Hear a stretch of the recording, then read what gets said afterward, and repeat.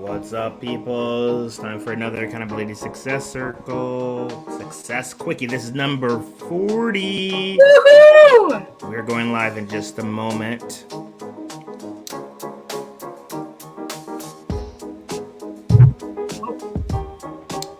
Here we are. Hi. You didn't give us a countdown. I didn't even give a countdown. My bad. Sorry. I'm like, wait, let me fix my camera. Oh, because I was like, yay! All right, well, you guys get to see us how we do this thing in the background. Happy!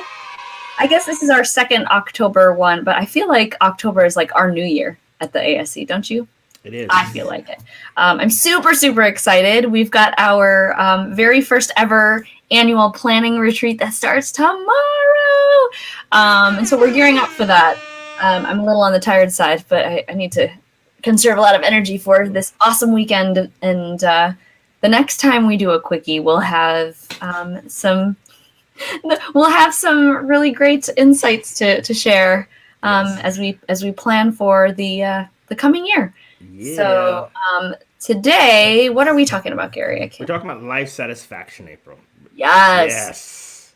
This is super crucial. I mean, I think this is kind of what the ASC is all about, right? And what life should be all about, right? To feel good about the life that you're living, because life is too short and we want to have fun, right? Right. So if fun is one of your values, you should definitely be tuning in to this right now. Yeah. So we're going to give you 3 ways to increase your life satisfaction. And we'll just get to it. Let's jump into Let's it. get in and get out. All right. Anyways, number 1, this is important.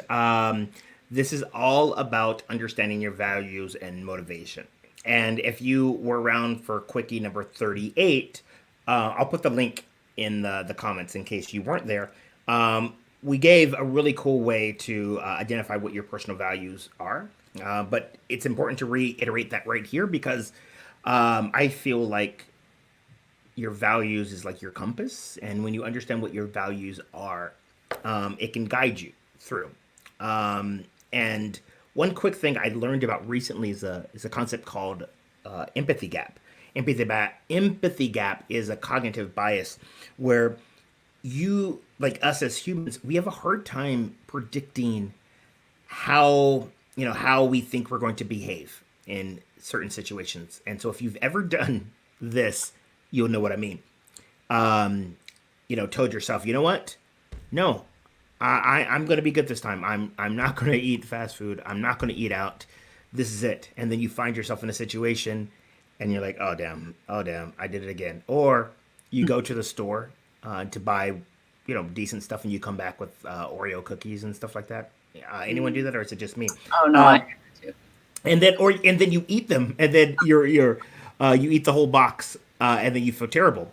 And that's where that empathy gap comes from. And we all have it, but they said the people that are less likely to succumb to these things, because we have a hard time gauging how we think we're going to react in 10 minutes from now, in a month from now, in a year from now. But people that have strong values, they tend to do very well because their values are a compass. So it's important to understand your values. What do you got to add? Yeah, I mean, I think we've talked about this like so many times, and like what I love. So I've almost had these for a year. I have 4 words that are tattooed on my arms: connection, authenticity, fun, and accomplishment. These are my values. I'm one of those types of people that like knows that tattoos are like such a permanent thing. I mean, you can remove them, but still, it's like such a hassle. And it took me a while to really understand the values and the priorities that drive who I am. And, of course, like my family is a big driver of mine, a big priority. But I now have like a daily reminder of, following or just like a guide every day as I navigate through my day. And I'm proposed with different scenarios and things that I have to say yes or no to. So super important to understand what those are. And if you haven't, assessed what your values are, then definitely check out Quickie 38 because we talked about that there. So yeah. Number 1. Should we move on to number 2? let's roll on to number two, and this is another fun one, and that is all about planning ahead and reflecting often. You want me to take Um, one? please jump into So, it. um, you know, as somebody who likes to plan, I think it's so crucial and important to kind of know where you're going, right? And yes, it's fine to kind of wing it every once in a while. Like, there's nothing wrong with that, but to just have a general sense of where you want to go. Um, Diving back into the tip number one, knowing what those values and priorities are, that can at least guide you. Doesn't necessarily need to tell you where to go, but the planning ahead and just kind of knowing like where you're stepping, one foot in front of the other is helpful so you don't trip and fall. So you want to take this approach to life, and you want to always check in with yourself and ask yourself how you doing, right? Because if you don't have that awareness of where you are and where you want to go, and constantly taking those steps and checking, okay, am I still on the right path? It can, sometimes you can steer in a totally different direction that might not be where you intended. And yes, there might be certain times where you just kind of go with the flow and awesome opportunities arise, which is great, and you want to allow that. But we all want something in life, right? There's obviously something that's driving the actions that we take, and so understanding, say, hey, this is where I want to go. Work your way towards that, and then give yourself the opportunity to reflect often, whether that be once a week or morning and night, or once a year, once a month, whatever that is for you, but really taking some time to checkpoint in. So one of the things I do is I have like a monthly review, and I have all the goals that I created around October of last year for 2020. I read through them and I think, what still is working, what's changed, what's different. And I just kind of log things either in a journal style, or I have a little electronic sheet for every area of my life. And I just go through that every month until the next October, when I start planning the next year. And then I just go through the cycle. So definitely think about putting in some processes or some stuff in place in your life to allow yourself to reflect and plan, and guarantee that will help you increase your life satisfaction. All right, I'm done. Heck Gary? yeah. Cool. No, you nailed it. And actually, it's a good segue. Like, you teed yourself up for number three, which is great. So we should jump into that. Conducting a wheel of life. And that is something, if you can see behind April, her book, which is on her wall. If you don't have that, you should definitely get that book. But tell us about this thing called a wheel of life. What's a wheel of life? So actually, this is something that for anybody who's participating in this weekend's annual planning retreat, the wheel of life is a great way to do that pulse check. I do it once a year, and then I kind of do it again in that monthly review. It's and I can show you the one that I did this year. So I've got a little worksheet, and you have a wheel. There's 8 different areas, and it has you rate on a scale of 1 to 10 your satisfaction in those areas. So those areas include career, personal development, intimate and social relationships, health and wellness, family, career, fun, and you rate them on a scale of 1 to 10. This tool that I created, because you can definitely download a Wheel of Life tool probably anywhere on the internet, but the tool that I have specifically has this opportunity to kind of reflect on what has gone well in the past, whatever interval it is that you're taking it. So for us, as we took it, and Gary, you took yours this week too, right? Because this is our homework. Is our homework, was it? We had to say, here's what has been successful in that area, and then here's an opportunity for growth. So it almost starts you on this path of creating a plan. So I do this every year before I do my annual planning, because it gives me the opportunity to kind of assess the current state. Like, okay, this is how I feel right now. And it can fluctuate throughout the year, but you're taking this year-long snapshot in my example. And it allows you to think about, like, you see the number, it's a data point. I think I always rate health and wellness on the lower end.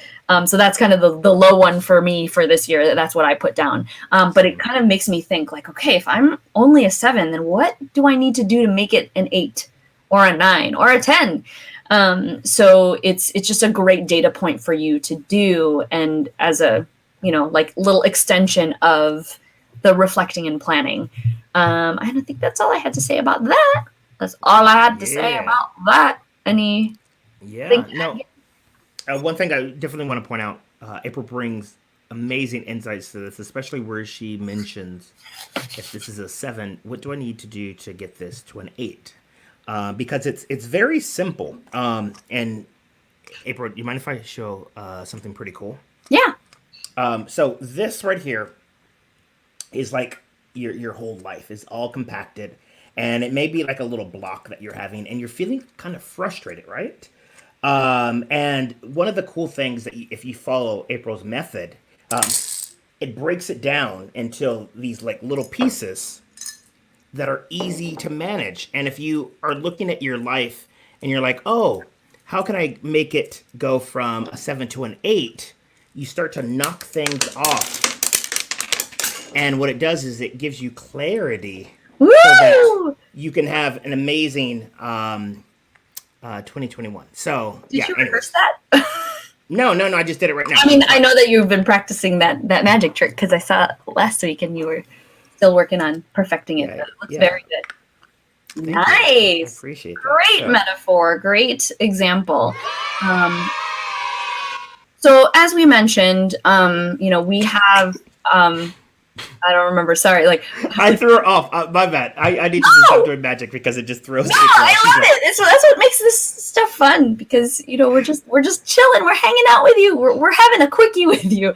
One of the things that is super important for us around this time of year, this is kind of our new year, as I was mentioning at the beginning, because we want to be intentional about starting the year off right. And we don't want to do it while Thanksgiving and the holidays is going. We want to enjoy time with family. And that's why October is such a great time to start the beginning of the year. Now, we are starting our annual retreat tomorrow, and you can register if you want to, but I know that sometimes it's like, this is a weekend-long commitment. So I would say if you are interested in joining the retreat by any chance, you're not doing anything this weekend, I guess there's a link below that you can sign up at and just join us for the weekend. We can get you squared away. We start at 5 p.m. Central tomorrow, and we go through Sunday. And, if you're not ready, that's totally fine. We will have a webinar in a couple weeks here. I don't know if we have details for that yet, Gary. That's on October 21st, where we'll outline the process and kind of give you like the quick and dirty version of the annual retreat. But we will probably start, recruiting for next year's retreat, which will be a hybrid of virtual and hopefully in person if COVID is over. And so we'll be announcing that the next time we do a quickie, I guess, and also at that webinar when we have the link ready to post. So, I want you to, if you're watching this right now and you're like, how do I get on this like annual planning bandwagon? You can do this at any point, but I do think that October is such a great time to start. Because a lot of times we need to give ourselves the space to do this planning. The planning doesn't have to take too long, but we need to give ourselves the space. And a lot of times we tend to forget. We're like, we have to do all this other stuff. And then when we finally prioritize it, it's too late.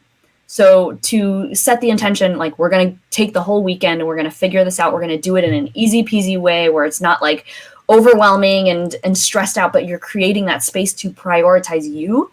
That's what this weekend is all about. So whether you want to hop in this year and just hit the ground running, or if you want to think about this as a possibility for next year and the years forward, just take a little mental note that October is an awesome time to plan. And I guarantee you it will increase your life satisfaction because that's what we're here to help you do. And in the meantime, if you just want to know more about this community that we've built that is prioritizing these fun, intentional, awesome, accomplished lives, come check out the Accountability Success Circle at accountabilitysuccesscircle.com. we're here. We can hang out and just check in on each other as we progress through life. So Yeah. anything else to add, Gary? I know that I'm like blabber. It's all good. He's like, no, it's all good. We're cool. but So, yeah. So we will be chiming in with another quickie probably in a couple weeks. We're gonna slow it down for a little bit and take a little bit more space as we gear up for 2021. But whatever 41 will be, I'm sure it'll be awesome. I'm excited. It'll be amazing. Yay! So, yay! All right, folks. Till next Till next time. See you guys. Bye.